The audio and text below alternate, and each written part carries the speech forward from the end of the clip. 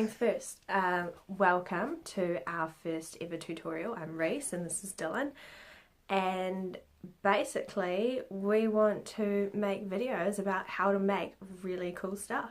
So just follow on, and if you need to hit pause and catch up or grab something or get something you need or come back to it later, then do that. I know for damn sure today I'm going to be hitting pause on recording a lot, and I will be in and out of this room all day from doing things. It's probably going to take me a whole day to do in a who knows how long video. We'll see. Okay, so she is down for a sleep, and now we are going to start with what you need. First things first, we need to make a pattern. Yes, we're going to make our own pattern from scratch. You are. Great. So you need a t-shirt in whatever size you want. I am going to be making a size 1. Dylan is nearly 9 months old, but you know, it's pretty cold right now here in New Zealand, the Naki, so I like to make ahead. Anyway, this is what I'm going to be using, and this is a size 1 t-shirt, and that is what I'm going to get my pattern from. If you want to make a 3-month size, a 6-month-old size, whatever, you do that, but just make sure to make it bigger than the size your baby actually is now, because you want to get the most use out of it. I like to make things well ahead of time. That one that I've made, the orange one, and the one that I'm going to make today, I will be putting her in them, you know, just with some cute layers and tights and little merino singlets and whatnot underneath. Like, I like to use it for as long as I can, so I make them bigger than they need to be. But you do it how you want to do it. We're just going to get started. So you need this to start. You need a pencil and or a pen or whatever you want to use, and 2 A4 pieces of paper. Cool. So I made a small error when I was doing my pattern. It's not necessarily a biggie, but the top that I ended up making, so it's more of a 9-month size now than it was a year. There's the error I made on the inside, which was cutting that basically exactly 2. So first error, do not cut on the fold. Second error, 2 errors. Whew.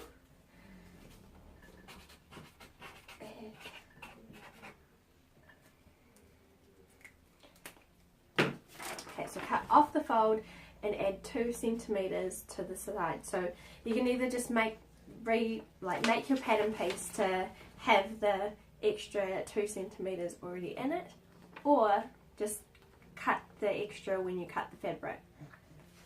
Okay, cool.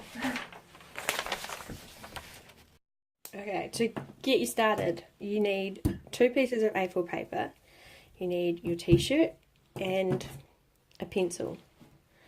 Okay, you want to set one aside. You want to try and lay that out sort of about 1 centimeter down from the top, because you need a bit of extra room to add on. You want to follow that around like so. Okay, and then you want to flick this over, do a pencil mark in there, so you can mark the sleeve like so. And then you also want to do the same thing for here, make sort of 2 markings to get your neckline. Alright, now we have the start to our pattern. We're going to make all our markings and add our seam allowance and make a separate front piece. So first things first, we'll change from a pencil to a pen. I'm going to change from a pencil to a pen because it's going to make it a lot easier to see and mark out. I also put something underneath because ideally I don't want to mark my table. I like my table. So I just got a Vivid.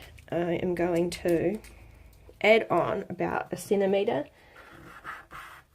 Well, that was more than 1 centimeter, but I kind of like to rough estimate, you know, as long as your 2 pieces are the same, they will come together. You can measure it out and get it all perfect if you like to, but I just don't feel the need. And then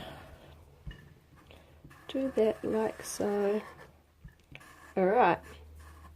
Now that is your back piece. Now you want to take your other sheet of paper,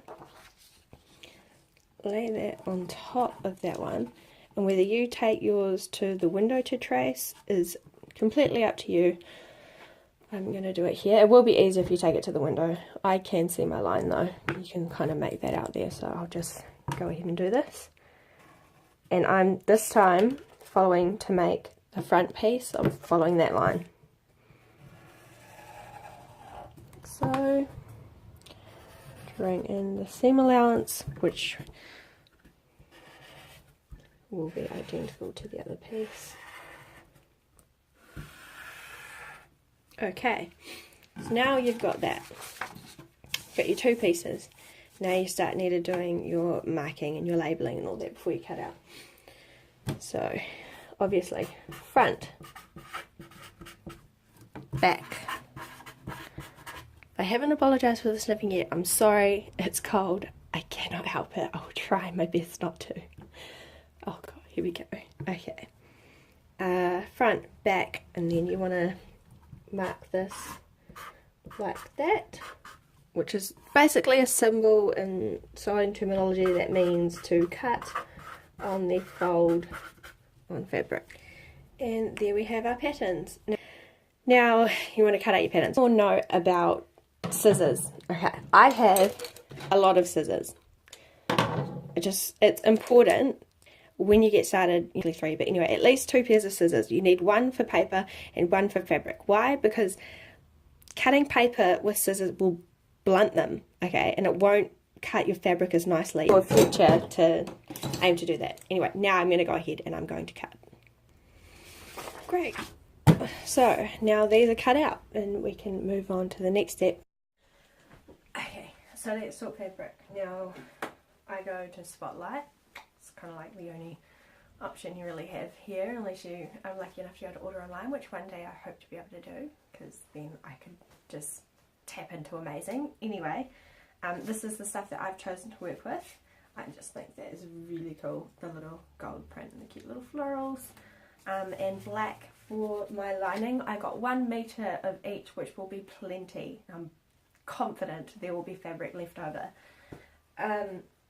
The type of fabric, okay, so starting out as a new person, I feel like it would be a lot easier to work with just a simple cotton. Like this is a top poplin cotton, and yeah, you can get it printed and non-printed. This stuff is really cheap and really good for lining, and like I said, it's really good when you're starting out and you're not used to working with a lot of fabric. Sometimes they can move and pull in all sorts of ways and be more difficult to sew. So I recommend it, just starting out with these, and it's what I used for this top, and I mean, it came out great. Look at that, it's so cute, double lined. It's all you need just to start off with, right? So as far as fabric, that's what you want. You only need, like I say, 1 meter of each. That will be plenty. I'm going to use a black thread. One of the perks about the top that I'm going to be making as well, or you are going to be making, is that there's barely any, well, next to no visible stitch lines. So all your work is hidden. How fantastic is that? Great. Now we're going to get into the cutting of the fabric. Moment of truth. I always get a little bit of anxiety in this moment because once it's cut, there's no turning back. Okay, let's go. Okay, so I've got that sort of sectioned out. I'm going to see where my pieces sit, like so. Now, okay, this is something that I do to conserve fabric and basically get as much for my money, whatnot, as I can. I will basically keep moving this until it gets to a place where I am as close to that as I can get on, and do the same thing with the other piece below it. Again, about that far from there. When you buy your fabric, it is pretty important that you wash it before you sew. Wash it with some salt, and that should stop the colours from running and stop it from fading. Okay, those are pinned. I'm going to cut those, and then I'm going to repeat the same thing with my black. And don't forget to use fabric scissors. Try your absolute best when you are cutting fabric to not lift or warp the fabric. Keep your scissors nice and flat, and you want to basically try and close the scissors the entire way before you lift them up and move them. Definitely don't hold it up in the air and do it. You are asking for problems, okay? So now you've got your pieces cut out.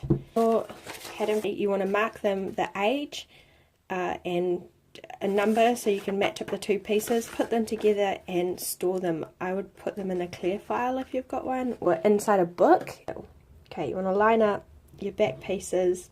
It's a basic rule when sewing, right side together. Match these up, 2 pins each side, like so.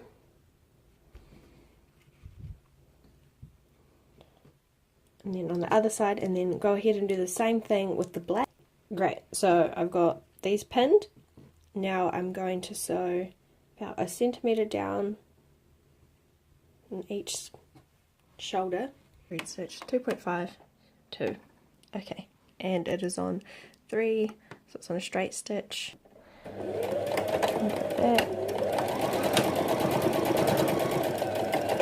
Okay, so go ahead and pull your pins out.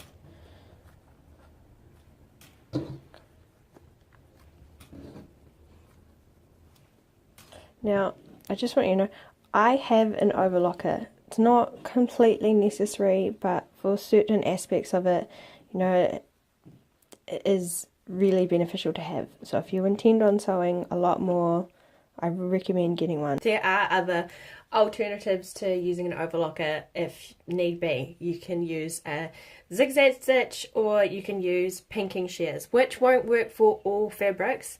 This fabric, it should be fine, but a good way to test it is literally just to cut a small piece and pull it in and see what happens. I will use these for majority of this, because majority of the seams are unseen. This will work perfectly fine. So I'm going to go ahead and cut these. You can get them for about $20 from Spotlight. Now those are done. Now what you want to do is lay these out, right side facing up. Okay, and then you want to get this side, you want right side facing down.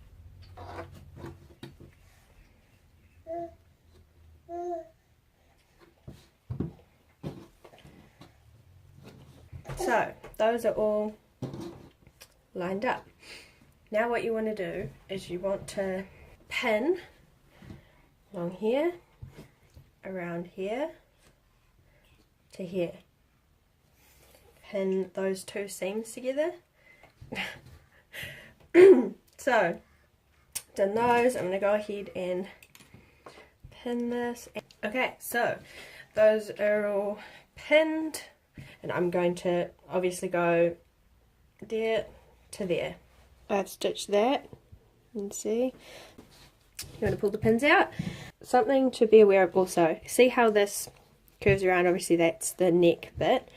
This bit has to be cut with pinking shears to basically free up the fabric, so when you flip it over and it's got that curve around the neck, it sits nice and flat.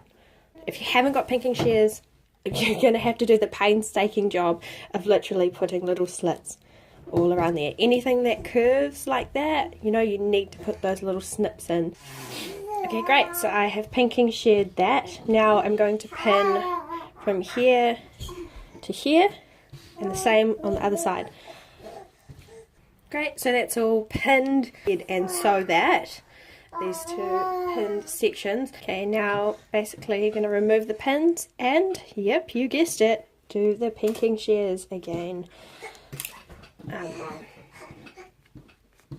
And then we start to really see it come together, and it gets really exciting. But I have done the pinking shears, and now what we're going to do is you're going to take this corner and you want to put it inside that sleeve as far as you can. Same on this side, take that corner. You want to push that, well, feed it through there, I suppose. Come through the side. You want to grab that bit that you just pushed through, pull that through. Same thing on the other side.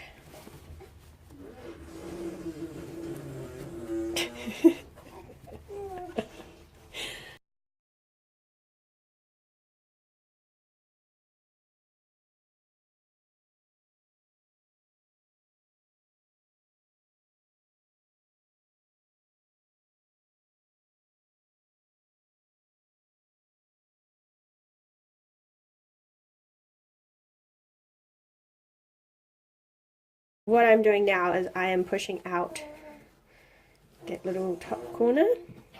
You know, it's good that if you go and kind of rub it like that, and it kind of gets it right onto that sort of seam. I'm going to go ahead and iron this, and the reason I was going to say you do need one is because this particular section here, when you do the buttons in the buttonhole, you need a nice flat edge to go and stick your buttons in.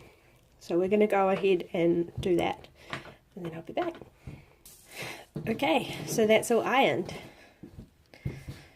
Great, that's awesome. Okay, now you want to open up these sides.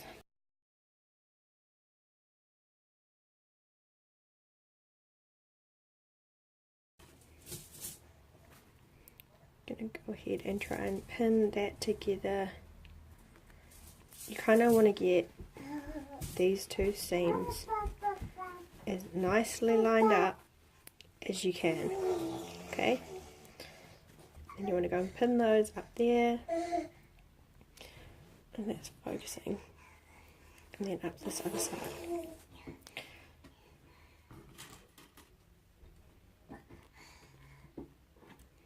Dylan is presently holding on to my leg and trying to look at the table. Yeah. Is that right, darling?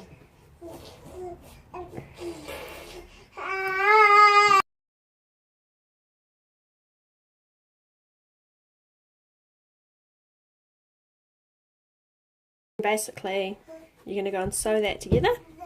Do the same to the other side.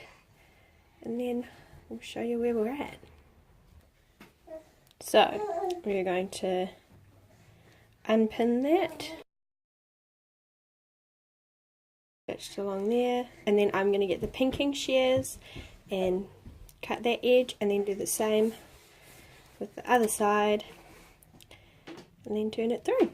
So I'll show you that. Okay, so that is all pinked. There. And there. Now we turn that through, and so far we have sort of the main body of our top. That's stunning. I love this fabric. Now we are going to set this aside and make our frill, and then we're going to get onto the buttons in the buttonholes. Before you set that aside, you want to measure basically from here to here, because you want to know the minimum length. I would probably do like the length of that plus half of that. Okay, so you need to measure that out, because yours might be different, because you might have done a different age size or something. So measure yours, okay? So I need 96 centimeters of a thick strip for my frill. I'm gonna take that from, remember when you cut your fabric, right, and you had them sitting to the top, so then you have that chunk of piece in the bottom corner. So I'm going to take that piece, see, there's all my beautiful fabric, there's where I cut before. You could have done this in, well, I could have done this in the beginning, but I just, you know, it doesn't really faze me that much. Okay, so what I'm going to do is I'm going to see how much I have from here to here. 49 centimeters. Okay, so I can definitely get 2 cuts from here of this fabric in a good width. 2 things about 10 centimeters thick. I am going to get that from down here and cut up, and hopefully I can get the same width all the way through.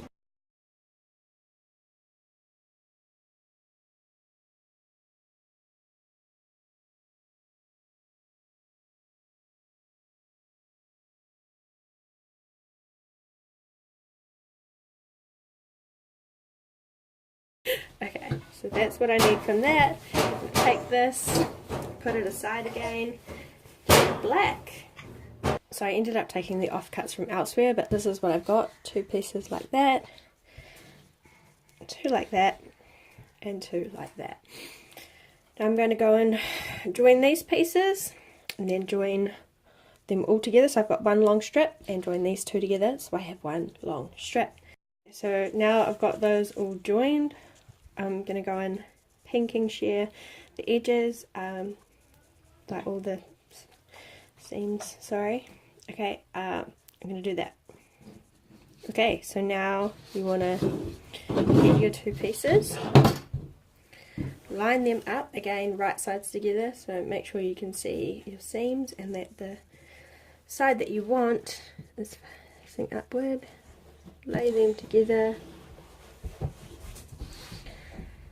Okay, now what you're going to do is you're going to go down one side, up the length of it, okay, the length of it, and then up the other side. You're going to leave one length of the side unstitched. Okay, now I'm going to pink there and along my edge. Now see, one side is unstitched, here is stitched, and there, and then up the other side, same thing. Okay, we're going to go and pink along the stitched edges. Okay, so I've pinked that, you can see there, and then I'm going to turn it through.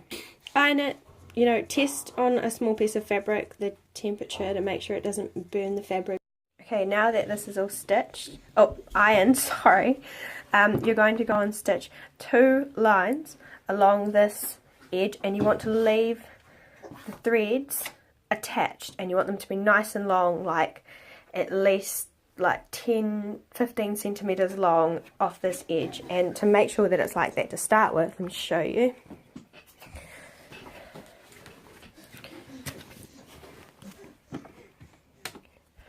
You want to pull these out so that they're nice and long, so you've got plenty to work with. You want to loosen this to the longest setting and then stitch 2 lines. When you do the second one, you want to do it quite close to the first line, because what we're about to do is we're about to gather this whole thing. Okay, so you want to separate these 2.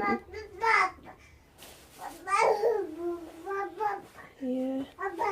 So you want to grab just the top 2 off that. Oh, they're knotting. Perfect.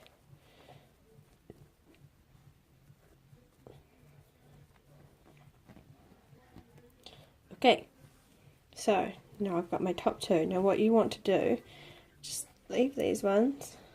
You want to pull tight. You want to start to scrunch up the fabric, and you want to keep doing that, and you want to work it down all the way through.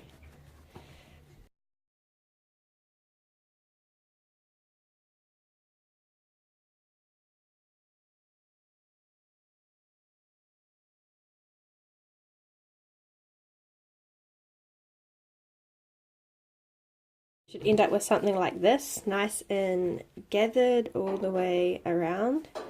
Now you want to get your top main body piece, I'll do it this way, lay that out, okay, and then you want to basically, you know, feed it back out slowly. You still want your ruffles, but you want to feed that back out slowly to be the length of your top.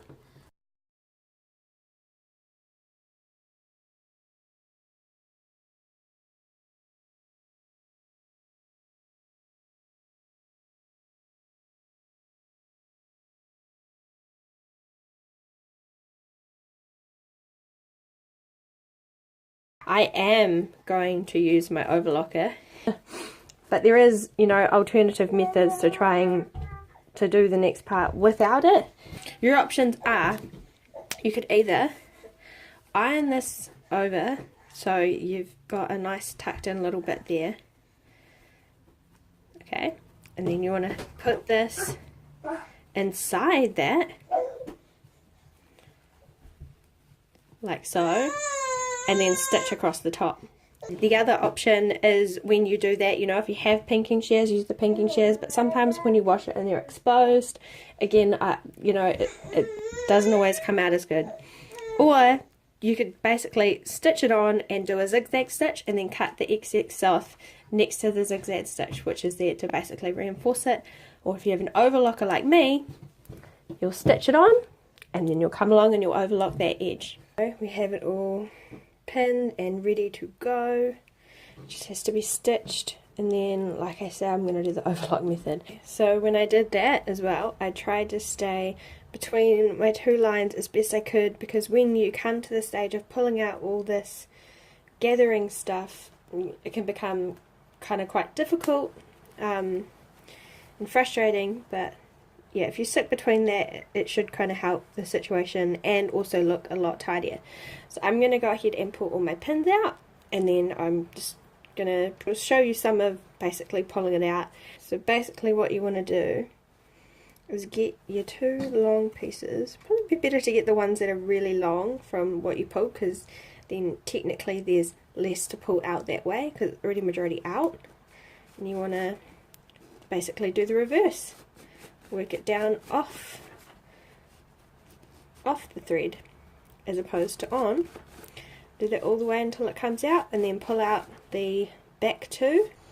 If you need to as well, use one of these. Hopefully you have one. It's an unpicker. They do make life a little bit easier, especially for the niggly bits that are just being really difficult. Just flick it under there and give it a pull.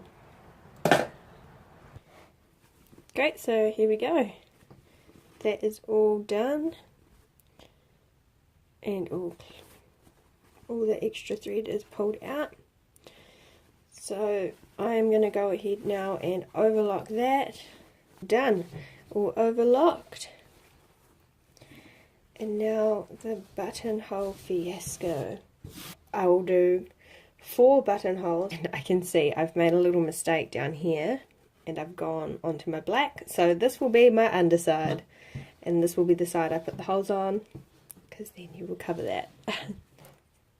Okay, firstly you need your buttonhole foot. This is what mine looks like. And you change the foot piece out and click this one in. Then what you want to do, you want to get your little buttons, which, by the way, these are all buttons of like old clothes, or you know how sometimes you get the little extra button with your knit jumper or something like that. Yeah, I just collect them and try and keep them in little bags. So, plus my mum has a Mac Daddy tin of buttons, and I occasionally go and raid it for a couple sets. You want to measure that to see sort of the minimum width you need to make it. So for this one, it needs to be 1 centimetre. And I might even do just a little bit extra, just a little bit. So you want to know what your button length needs to be.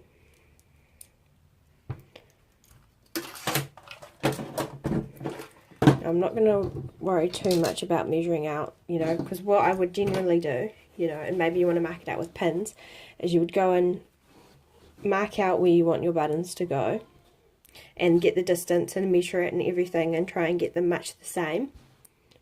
You basically release the foot. Mine has a push buttons on the back. You want to take this one, click that on, and then you can move that accordingly to get your distance. This is my button functions on A to C, and just like a buttonhole, go side to side, then you click to D, down, so then you go the length of, you know, the buttonhole that you want to make, then you go again, side to side, a couple times, and then back up the other side. And you also need to change these, so you want to set this basically to, I'm going to do them on 1, and this you set to F, and that respectively is how you do your buttonhole. Every, you know, manual should come with an instruction. See here? 4-step buttonhole. And there's a DVD. And I always leave my ends attached as well because I like to knot them together after it's done, but I'll show you that after I have done my buttonholes. Okay, so now we have the buttonholes. Now what I'm going to do is I'm going to take the 2 strings from the top and knot them in the bottom, and then I'm going to go and do that all the way down to each buttonhole. Now to cut the ends off, so I'm going to go through and do all that. Okay, so I've cut all the loose ends off. Now you want to fold that in half on itself, and you don't want to snip too far in because you don't want to accidentally over snip, but you just want to snip the end. My scissors are not playing nice right now. Here we go. And then you want to put your scissors in and cut up the middle. Now careful not to cut your threads, and cut in the space that you have there. Okay. So if you can see there, there's a gap in the middle of the two threads. You want to cut in between there. And not your threads. And then I like to just put my scissors in there to basically help open it up and put the pieces back. And there we have my buttonhole. And I'm going to go up and do all the other ones. So all those buttonholes are done. And now just need to go and attach the buttons, and then we'll be pretty much done. So as for, you know, the buttons go, what I like to do is to line up my fabric basically, and then button by button, you know, for how far I want it, I would get my needle and some thread and basically just mark, go through my buttonhole and mark the center of it like so. Pull that through so I know exactly where to put my button, and then I would sew my button on and do that each time. So I'm going to go do that, and then we're going to come back and see the finished result. Awesome. Okay, so finally here we are, finished product, the buttons in the back, which, cool little side note, I discovered they're little Marc Jacobs buttons. Didn't know I had them, so they look cool. So basically here's the top. Oh cool. And just think, you could, with a simple change of fabric, right, you could go from super dressy to just casual cute. I mean, like, I just throw this on there and instantly it looks like we're going somewhere really nice. Possibilities are endless. Anyway, I was gonna just cap the end and kind of try and summarize everything. First of all, I hope you were successful and you know, made a nice top that you're proud of. I'm going to show a few things as well that I may make in future, and I guess if you comment and like and subscribe, then you'll be able to keep up to date with all of those. And of course, if you comment, you can tell me what you want me to do next. Other things I have made that I could do a video for. A hoodie, which has got a panel inside there and there on the back. These dresses, and they are quite cool. It turns out this is the same fabric from that other top that I made. This little vest, which is quite cool. It's got little ears and pockets and buttons, and it's lined. Little bonnets. For boys, little button-up shirts. This is a headband, by the way. Literally just snuck that in there. But yeah, this is the back. So they're quite cool. Little shorts. You'd be amazed how simple little shorts are to make. Even something like this for boys. So it's little shorts and overall. Little party crown type things, because I just thought, you know, they're just so cute. And as far as headbands and stuff go for boys, there wasn't much out there. But the thing about making stuff for boys is 9 times out of 10 you can also make it for a girl. But anyway, comment, tell me what you want me to make next time. And yeah, I hope you enjoyed my tutorial, my first one. Comment and like and subscribe. Okay, thanks.